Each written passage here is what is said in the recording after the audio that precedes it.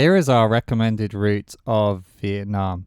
In terms of coastal riding, there's only 2 days of coast that I actually recommend driving. The first is Dalat along this orange line through Phan Rang, Cam Ranh and up to Nha Trang. We can see here that the coast ride goes way out overlooking the sea. It's very, very beautiful. And then the second is Nha Trang through and up to Quy Nhon.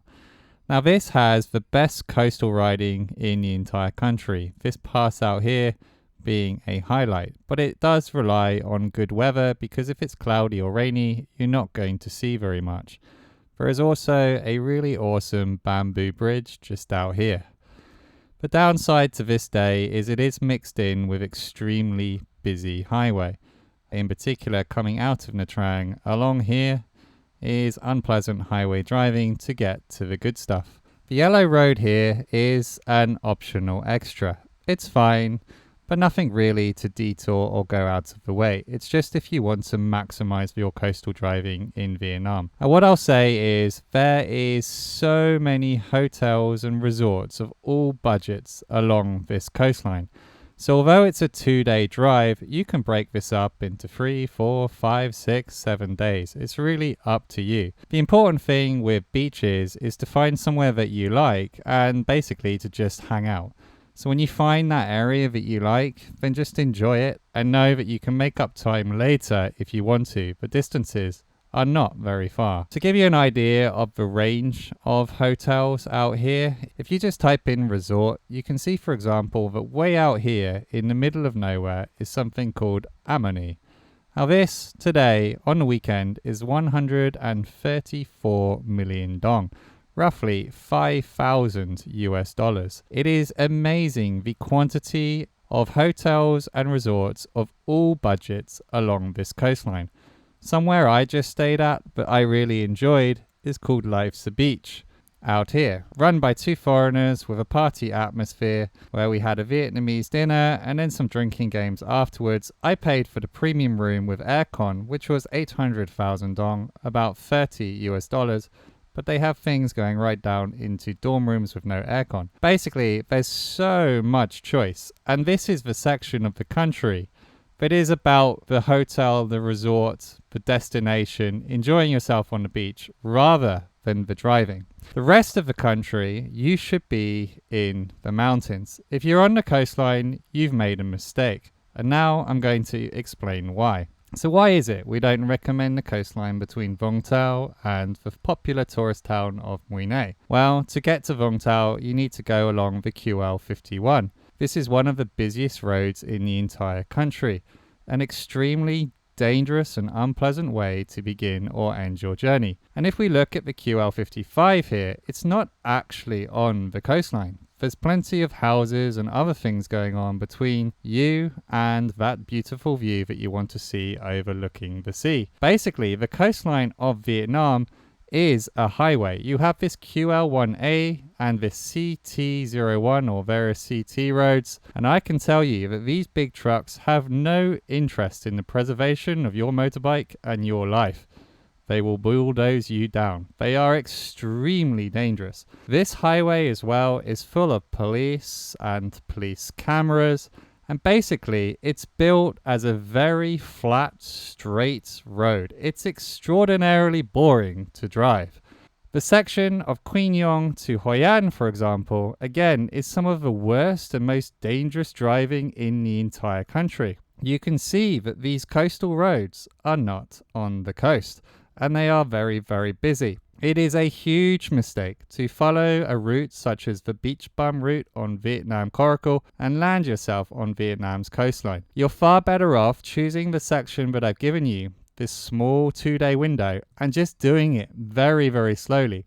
You don't need to go far. Even 2 hours a day is enough. There's so much room for accommodation. So just break it into as many days as you want. Enjoy the best coast in the country and keep the rest to the mountains, where it's far more beautiful in general and much safer. Same for Da Nang through to Hanoi. This, you can see, is quite a narrow area of the country. All of Vietnam's traffic is going up this highway here, whereas inland is the Ho Chi Minh Road, one of the best roads in the entire country for driving. The same actually can be said for here. This is one of the worst roads in the country, and this inland through Mang Den, still not popular on the tourist market, is one of the best roads in the entire country. So in summary, Vietnam's entire coast is actually full of sandy beaches.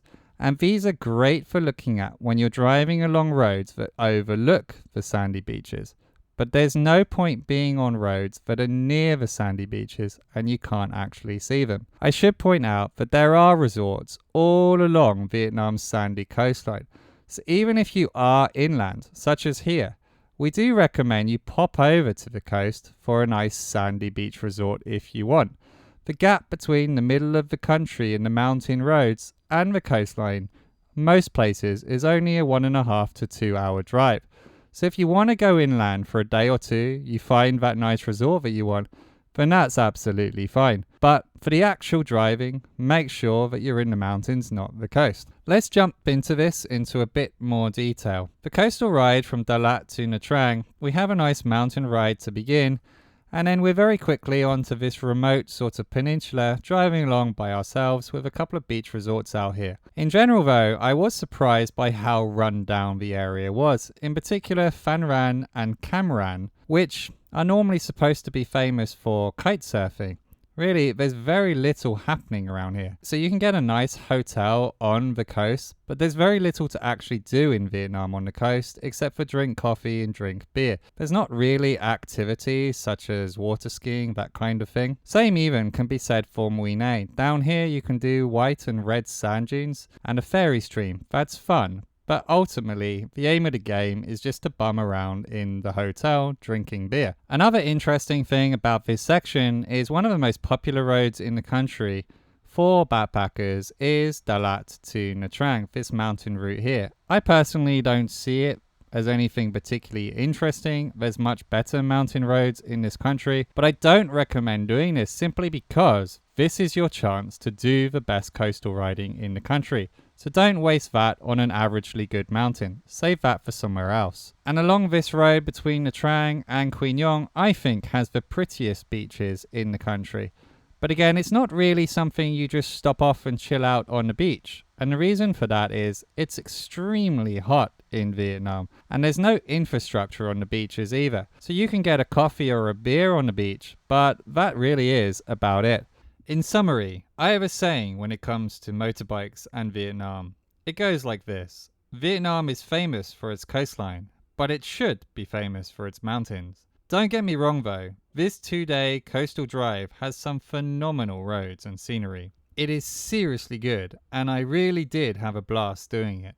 Just make sure you go on the coast when the coast is actually good. Why is so shit being here? It's too hot. Yeah, go lay on the beach, see how long you last. And what are you going to do on the beach?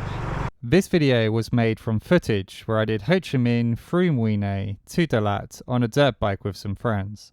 I then switched to a Honda Blade to solo ride my way from Dalat through Cam Ranh, Phan Rang up to Nha Trang. I stayed in Nha Trang, but honestly, with the quantity of resorts around there is a strong argument for staying somewhere outside of the main city. But I decided to stay in the city to see what the bars were like. Anyway, on my second scooter day, I continued up to Quy Nhon, where I met up with a buddy for a short while before grabbing an evening flight back to Ho Chi Minh. A total of 3 days on a dirt bike and 2 days on a scooter. Thanks for watching. Bamboo Bridge, here we go. Come on, Joe. Stay with me, bro.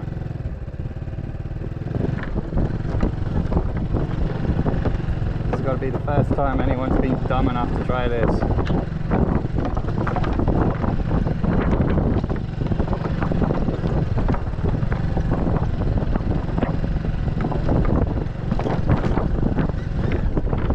Crashed.